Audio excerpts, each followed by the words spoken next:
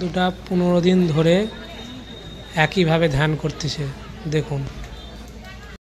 এই গাইস ফিরে এলাম নতুন একটা ব্লগ ভিডিও নিয়ে। আজ চলে যাব তারাপীঠ। তারাপীঠে যে সাধু সন্ন্যাসরা আছে কীভাবে থাকে তারা, এবং তারা কতটা সত্য কতটা ভণ্ডামি সেগুলোই দেখাবো আপনাদেরকে, তুলে ধরবো এই ভিডিওর মাধ্যমে।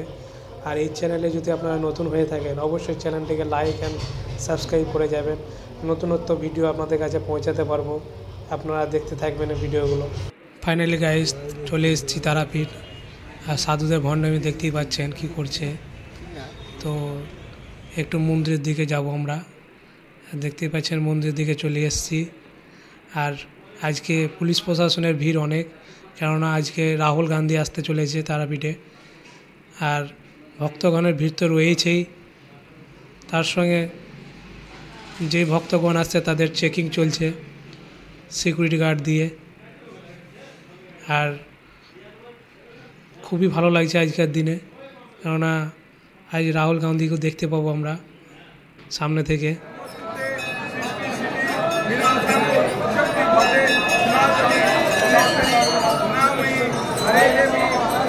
ভক্তগণের ভিড় দেখুন, মানুষের সব পুজো দিতে ব্যস্ত।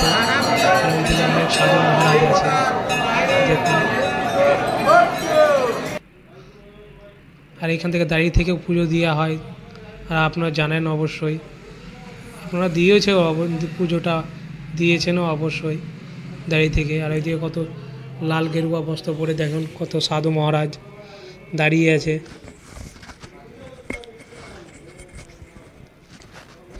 আপনাদেরকে ভণ্ড সাধু দেখাবো, চলুন দেখুন। সব পুজো করতে ব্যস্ত, গল্প করতে ব্যস্ত, সব লাল গেরুয়া বস্ত্র পরে।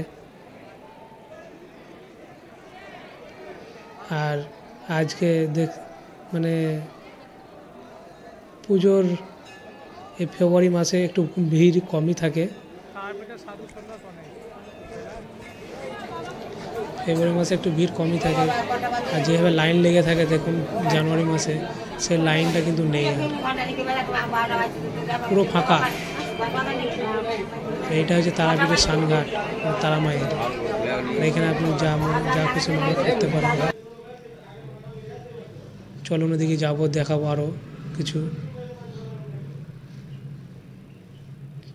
দেখুন সব ফাঁকা, লাইন কোনো নেই। ফেব্রুয়ারি মাসে কিন্তু লাইন থাকে না। আর যত ভিড় হয় জানুয়ারি মাসে আর কৌশিক অমাবস্যা পুজোর দিনে, মানে অমাবস্যা রাতে বেশি ভিড় হয়, ওই দিক থেকে লাইন থাকে, দেখতে পাচ্ছেন। এর আগের ভিডিওগুলোতে দেখেছেন আমার কত লাইন ছিল আগের ভিডিওগুলোয়। আজ ভিডিওটা করার মূল বক্তব্য যে সাধুদিকে দেখানো, তো ভাবলাম একটু আপনাদেরকে এগুলোও দেখিয়ে দিই, তাই চলে এলাম এদিকে। তো চলুন আমরা যাবো তারাপীঠের মহাশ্মশানের ওইদিকে। আর এটা সেই সিংহ গেট, আমরা নেমে চলে এলাম। আর আমরা এগিয়ে যাব তারাপীঠ মহাশ্মশানের দিকে, চলুন যাওয়া যাক। তো চলে এসেছি তারাপীঠ মহাশ্মশানের এইদিকে। আপনারা ভিডিও ছেড়ে যাবেন না, স্কিপ করে দেখবেন না।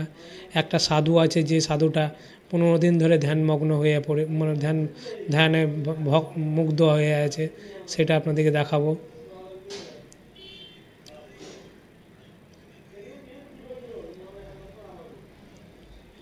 দেখুন কি করছে সাধুরা। ওখানে একগুচ্ছ সাধু আছে, এখানে আছে, দেখতেই পাচ্ছেন। আর একটা সাধু আছে, তাকে 10 টাকা দিতে গিয়ে দিচ্ছিলাম, কিন্তু সে বলছে 100 টাকা নেব, সেটাও দেখাবো আপনাদেরকে। এই সেই তারা মায়ের যেখানে মৃতদেহ দাহ করা হয়, সেখানে তারা মায়ের ছবি দেওয়া আছে, পুজো করা আছে, দেখতেই পাচ্ছেন। এখানেই মৃতদেহ দাহ করা হয়।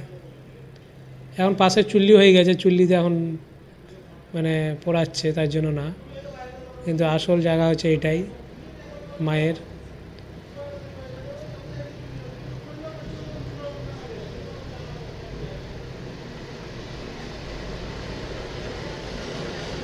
বলেছিলাম না সেই 10 টাকা দিতে যাচ্ছি, দেখুন সেই সাধুটা আমার জায়গা 10 টাকা দিতে যাচ্ছে, কিন্তু 10 টাকা না নিয়ে বলছে 100 টাকা দে।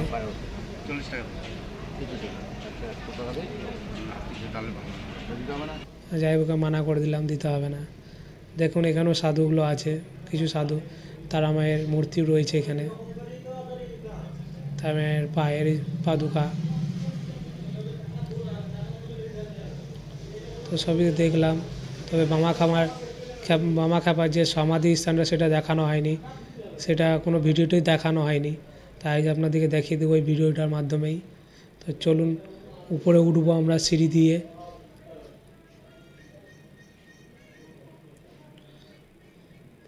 আর দেখতে পাচ্ছেন কত ভক্তগণের ভিড়। তো চলুন, দেখুন আমরা চলে এসেছি মহাশ্মশানে। আর সাধু সন্ন্যাসরা কী করছে আপনাদেরকে তো দেখাচ্ছি তার মধ্যে, ভিডিওর মধ্যে। ভিডিও ছেড়ে যাবেন না, পুরো দেখবেন। আমরা সিঁড়ি দিয়ে উঠছি, দেখুন বামাখ্যাপার যে সমাধি স্থান সেটা আপনাদেরকে দেখাবো। সেই মানে মন্দিরটা দেখুন, এই সেই মন্দির, বামাখ্যাপার সমাধি স্থান। যে এখানেই বামাখ্যাপাকে, শ্রী শ্রী বামাখ্যাপা বাবার সমাধি মন্দির এটাই। এখানেই ওনাকে সমাধি দেওয়া রয়েছে। আর তার পাশে রয়েছে তারা মায়ের পাদুকা স্থান।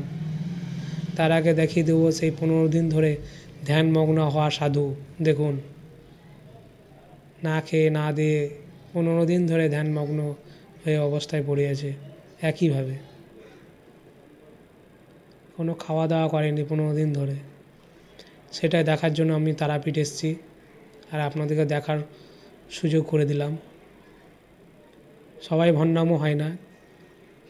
এটা হচ্ছে তারা মায়ের আসল জায়গা। আর তারা মায়ের পাদুকা স্থান দেখুন এখানে আছে।